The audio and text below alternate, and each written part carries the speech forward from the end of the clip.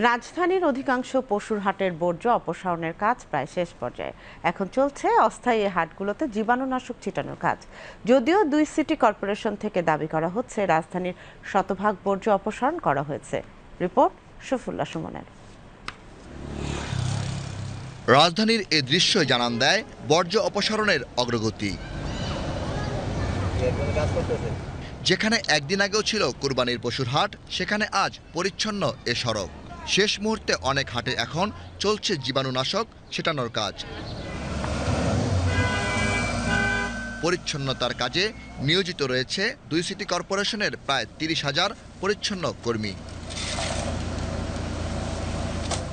এদিকে ঢাকার 2 city corporation থেকে পশুর হাটগুলো থেকে পুরোপুরি বর্জ্য অপসারণ সম্পন্নের দাবি করা হলেও বাস্তবতা কিছুটা ভিন্ন। অনেক সড়কের পাশ ধরেই বিচ্ছিন্নভাবে পড়ে রয়েছে ময়লার স্তূপ। পরিবহন সংকটের কারণে পশুর হাটগুলো থেকে ময়লা পরিষ্কার কার্যক্রম কিছুটা বিলম্ব হচ্ছে বলে জানান সংশ্লিষ্টরা। Shafiullah Suman, BTV news, Dhaka.